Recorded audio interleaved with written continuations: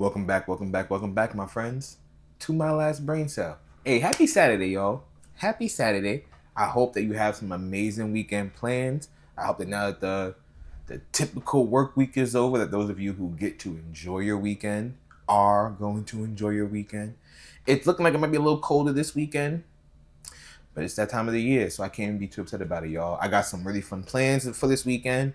Um, as of this recording, the night before, well, as of this recording, I'm preparing to go to a fight night with my boy. Really looking forward to that. Other than that, y'all, my plans today are top secret because it's some stuff for the community, for the channel. But I'm big chilling. Anyway, like I said, some quick housekeeping though, real quick. We don't have the Wheel of Fun, at least probably until the new year. No, I don't have anything in my hands because at least these next couple of episodes are going to be yappity yap fests. And that also means I won't have Cards Against Humanity. We're going to go from the question of the day right to the crux of this episode. And if you were here last episode, then you know today's episode is just going to be about season 2 of The Wire. You're going to get the MLBC recap of season 2 of The Wire. I'm not any further in season 3 since the last recording. However, I am done with the Superman animated series, which means that the next time we meet, the next go round of questions probably won't be about superheroes. But again, this is my show, my channel, my stuff, so I can do and say and ask whatever I damn well please. But anyway, that's enough out of me. Let's jump into the question of the day. So, yes, like I said, and like I will repeat right now, I have been watching the Batman the Animated Series and the Superman Animated Series. I'm finished with both now. Both were stellar, and to have the animation they did back then, for it to still stand the test of time today and even be better than some animes and other animation, looking directly at you, One Punch Man season 3, it's a testament to just how iconic and how well revered these shows are. Like the what's what I'm looking for? I don't want to use the word glaze, but the respect that these shows get, they're well deserved. Well deserved. But in watching these shows, it made me realize something. And not realize, it kind of just reaffirmed what I already knew. Batman is a fighter. He was trained in the art of combat, many forms of combat. So when it comes to fucking you up, there's probably no one else like Batman. He can dismantle you, he can paralyze parts of your body, he can put you to sleep. He'll do whatever he wants because he just understands the human anatomy that well. And again, he is a well-trained combatant. Superman is a brawler. Superman knows that he has super strength.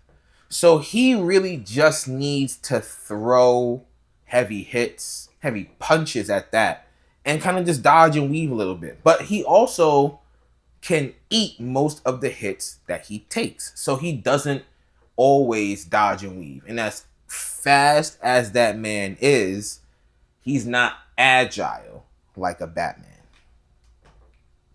Which brings me to my question of the day. Now, Superman and Batman may be the biggest faces of DC, but we all know DC has their Trinity. And part of their Trinity is Wonder Woman.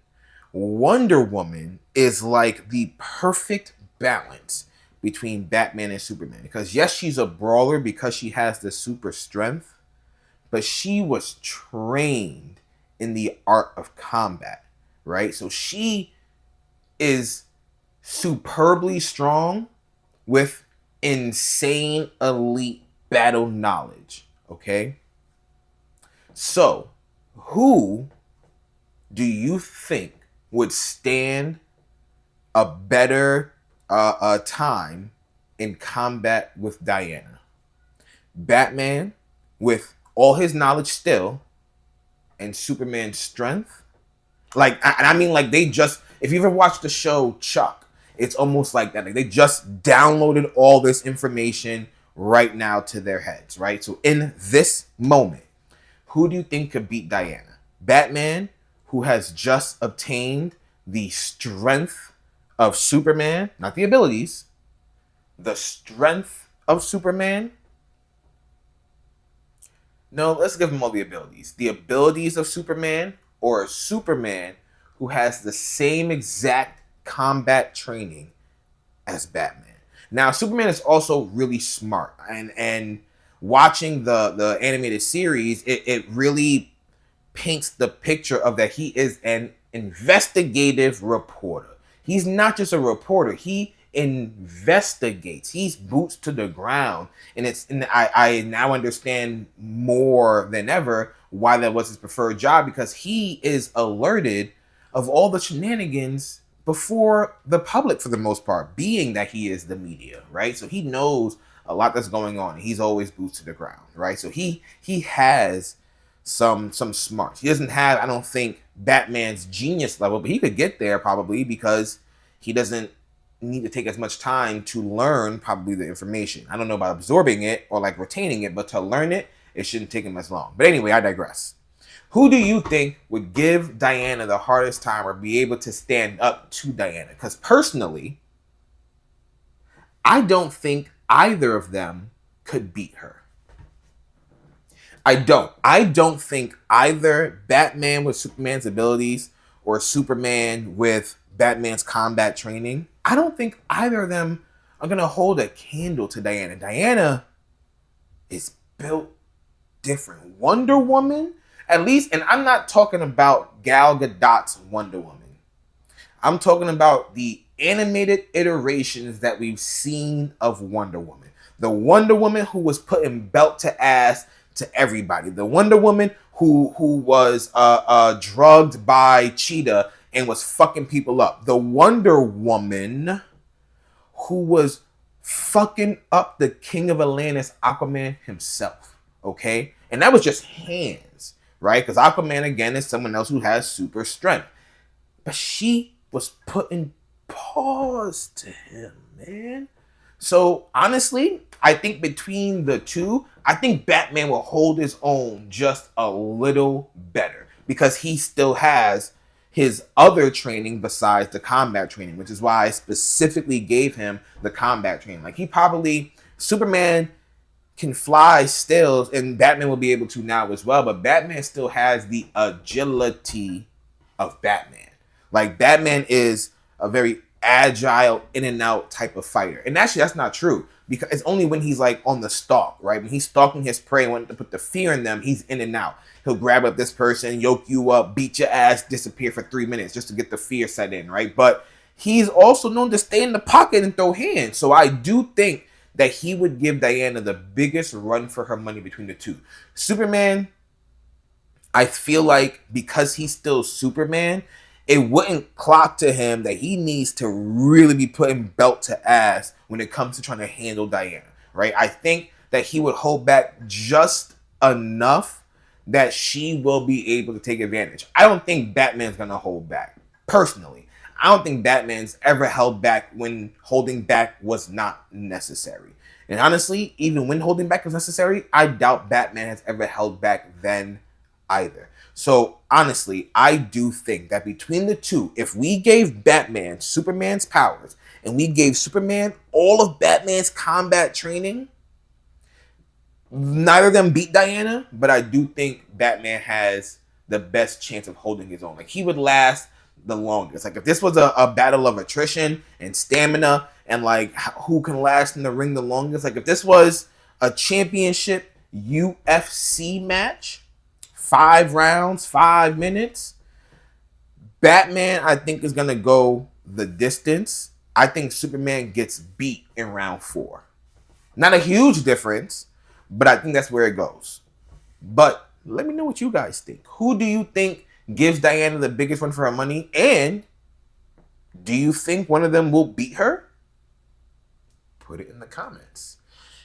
And now I'm just going to swiftly move on to The Wire Season 2. Now, like I said to you the other day, my barber had already pre-warned me, yo, Season 2 is a little boring.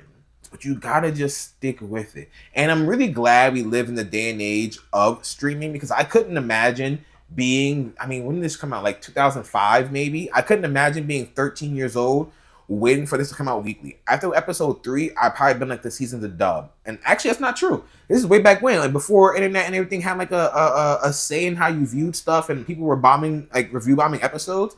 I probably would have stuck with it, and I honestly probably got the awesome payout. But now I didn't have to wait 13 weeks. I just had to trudge through the episodes. So season 2 started off in such a way that I thought that each season was gonna be its own contained story with brand new characters, kind of like almost like American Horror Story, except that it didn't have the old cast being new characters. They just had a whole brand new like gang of people, right? And they were people working on the dock, right? And like one of the first few episodes, I remember one of the dock workers went to the church and was like, "Yo, like, yo, I mean, like we gave these donations, blah blah blah. Would you mind like putting this stained glass like up on the church somewhere?" And the Pope was like, or the priest was like, "My son, it will be done," right? Then one of the majors from the cops come through. He's like, "Yo, we've been donating. Do you mind putting this in the church somewhere?" Like they wanted it in a very specific spot, right? But the priest was like, "My boy, I'm sorry, I can't do that for you. The guys down at the dock, they already gave a piece, a stained window piece." And the cop is like, "But yo, like, there's no way that their donations could have been more attractive than our donations, right? Just put their piece up on the other floor, put ours in the main." Priest is like, "No can do, my boy." So the cop was like, "Word. So now in his pettiness, he's like, "Yo, I need niggas to go investigate this boy, Frank Sobotka. Someone tell me what's going on with Sobotka. Because there's no way this doc motherfucker should be making as much bread that he claims he does. There's no way he has access to this much liquidity to be able to donate to the capacity that people are saying that he's donating. Something's fishy, right?" So that's how we start. And again, so like now I've seen that one police major. I'm saying to myself, oh, maybe they did bring back new people and it's just a brand new thing, right? But like I said to you guys the other day, once I got to episode 6 and it said all prologue, a lot of things started to just connect together. Because in the background, Barksdale stuff is still happening. Avon's in jail. You feel me? His nephew, who's the one who ended up folding on him, who's the same one that popped old boy in the beginning. What was his name? I want to say his name was D'Angelo, you know, but I think his name was D. I think they called him D. So D, he's also locked up, right? Because he's the same who had remorse for his little homie getting popped, and his little homie who was played by Michael B. Jordan. He had remorse for him getting popped. Avon's in jail. Weebay, the mean nigga, he's in jail. There's mad cats in jail because the shit that happened in season 1, right? So Avon's still trying to make sure that he keeps a pulse and keeps his shit rocking in the hood, because he's like, niggas can't have my spot. I work too hard for this real estate. You feel me? I've worked way too hard. Oh, and let me back up a bit too. Yeah. Actually, I lied. I was gonna give you something, but I'm gonna cover it later as we get. Yeah, I'll cover it later. So, he's like, no, these people can't have my spot. So he got his man on the outside. His name is Stringer, played by Idris Elba. Stringer's like, "Yo, Avon, don't worry, bro. I got you." He's also like, "Yo, we might need to start working with some of these other, like the niggas from the other side, because we just don't got the product. Niggas here that use in jail, and they not fucking with us." And Avon's like, he's too prideful. He's like, "Nah, fuck that. Don't let these East Side motherfuckers on our side. Like, don't invite the outside to come run up in our shit, right?" Stringer's like, "Hey, bro, I hear you, right?" So mind you, the season all started with the doc shit, right? So now here's where the cops really start to form in on Sobotka. The one cop from season 1 who was tight and went to the judge, his name's McNulty. McNulty ends up getting put on a horrible beat because his boss is like, "You brought that other shitty case to my door. Here's your punishment." So he put him on a boat. McNulty ends up pulling a dead body from the water. And he's like, "Oh, that's weird." Meanwhile, there's a doc cop. I don't know what to call her. She's doing her little rounds. You feel me? You know who she's played by? She's played by Holly from The Office. Don't remember her character's name. It's irrelevant. We're gonna call her Holly from The Office. So Holly from The Office, she's doing her rounds. She's in her car listening to her music, but then she spots something. She spots something real suspicious. Like, right, one of the what do they call? One of the crates, the seal is popped. So she's like, yo, what the fuck is going on here? So she goes check the crate. 13 dead bodies, my nigga. 13. Count them. 1 through 3. Whoops. Baker's dozen of dead girls in this crate. She's freaked out. Now it becomes a whole thing like, yo, did Frank know? What does Frank know? Who put these girls here? Why are they here? Where did they come from, right? Turns out Frank is just as dirty as that cop hopes he is, but has no idea. Frank is dealing with some people who deal with some really illegal shit.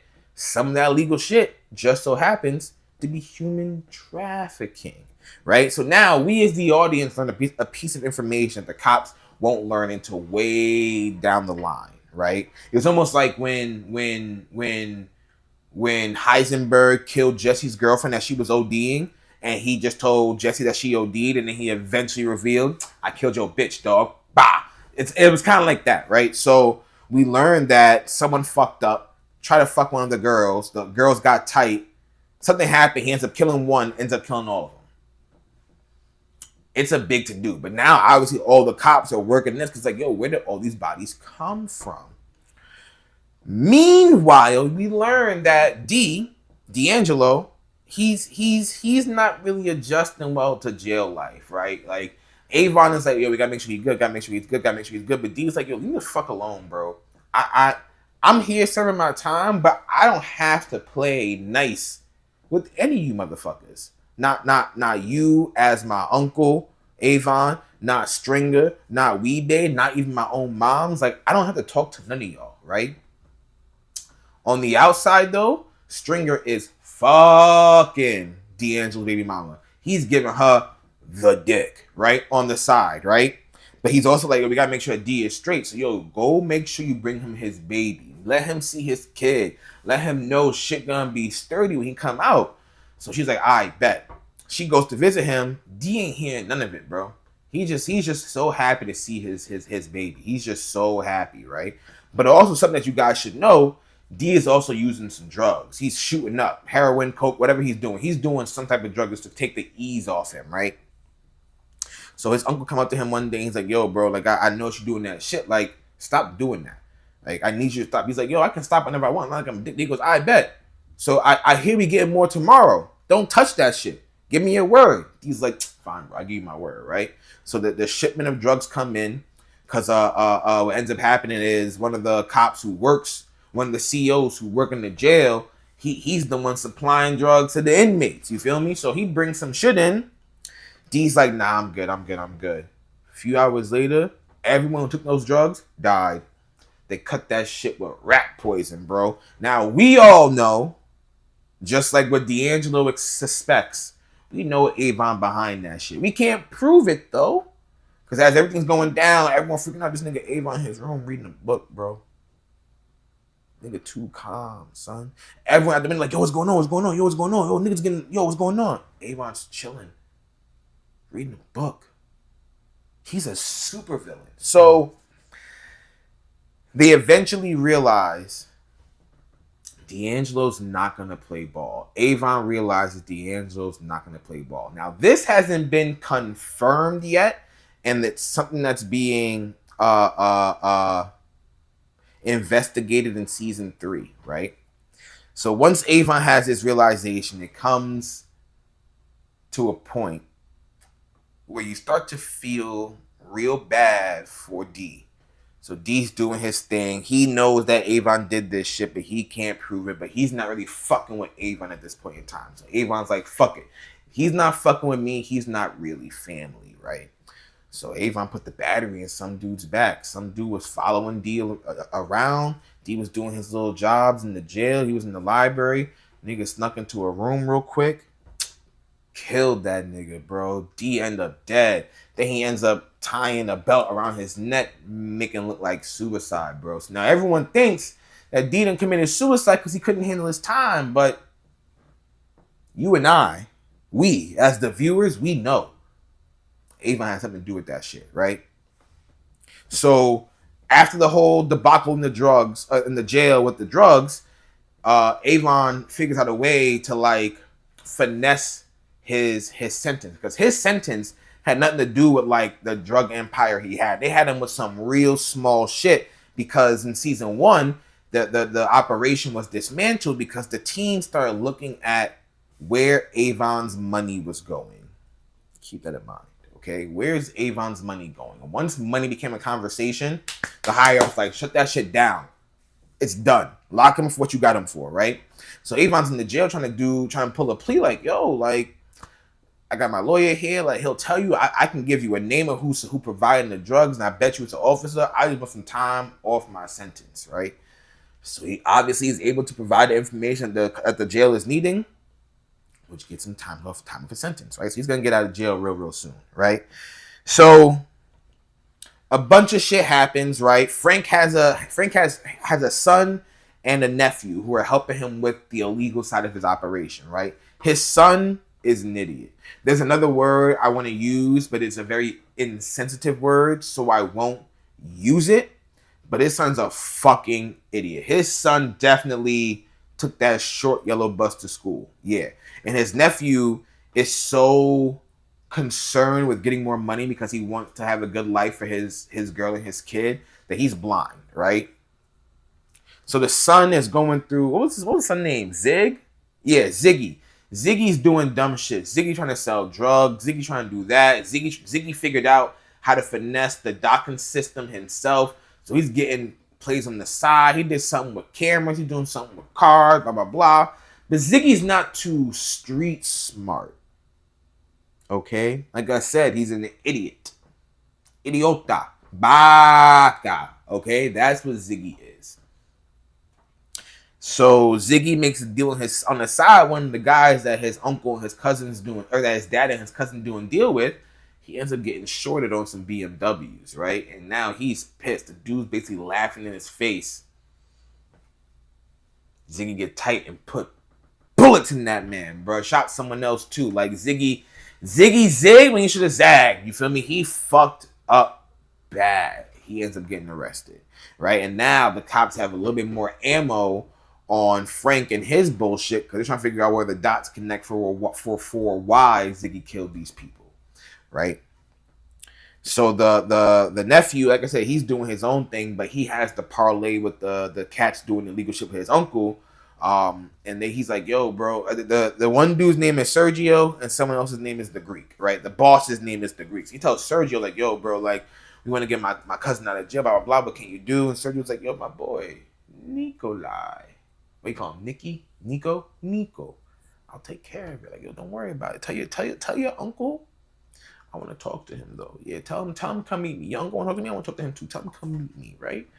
The uncle goes, Nicky tell him like, yo, they want to meet. Can I come? He's like, no, you get the fuck out of this shit, right? Because it's technically your fault. Not really, but I feel some type of way, and my ego and my pride can't let me take responsibility, so it's your fault that your cousin's in jail in the first fucking place. Stay the fuck out my way, right? They end up killing that old nigga. Ooh, they kill Frank Sabaka, boy. Yeah. Sergio and the Greek, they got away with it. Their hands are clean. But Ziggy, jail. Nicky, I think he might have went to jail too. Frank, dead. Yeah. Sabaka and them, done. So, how does the money come into play? We start to realize Avon's putting money into some very powerful people's pockets. In season one of the people they pulled over, one of the people they stopped, the cops as they were doing their investigation, was the driver of the mayor. And now they couldn't hold him. The police chief let him go. There's a lot going on, right? And as the investigation into money started to really ramp up, a lot of higher ups were like, yo, we don't know where these funds came from. You take them. Yeah. Let them know. We sent them back to the sender. We don't know where these funds came from. Let the cops know, the ones doing the investigation, that we are clean. So there's politicians and things involved. So now this is where season 3 is starting to really cook up, because we're understanding more now of how Stringer Bell is operating the Barksdale business. Stringer Bell, and I'm going to give you a very small part of what I believe is in season 3. The timelines are kind of bleeding in my head. Stringer Bell takes business classes, which allows him to run the drug empire like a business. He does a good job. Like he does a good job. So like he's the store manager, and Barksdale's the CEO. Okay, that's how I would see it. That's kind of how I look at it. I feel like there's a lot of pertinent stuff in season 2 that I'm forgetting to mention. But the long and short of it is Barksdale getting out of jail. Frank Sabaka was definitely dirty. And the money trail that started in season 1 has continued into season 2. And now that we're in season 3, there's more gang wars. Omar done popped back up. Yeah, there's a lot going on, y'all. Season 3 is hot. Like I said, I'm about halfway through right now. So when I finish season 3, which, let's be honest, it will almost definitely be before we meet up again. But when I finish season 3, I will come back for the MLBC season 3 recap of The Wire. But until then, y'all, I'm about to get up out of here. I hope you all enjoy the rest of your day. And I know I've been forgetting to say it recently, so please make sure that you like, comment, and subscribe. It means the world to me. We are clearly very far away from Mission 1K, but that's okay. That's okay. It's about the journey, and I'm enjoying the journey I'm taking with you guys. So, like, comment, subscribe, share with your friends, share with your enemies, share with who you want to share with. I don't care. I just ask that you share it. But until next time, y'all, enjoy the rest of your weekend. This is King Echo, signing off.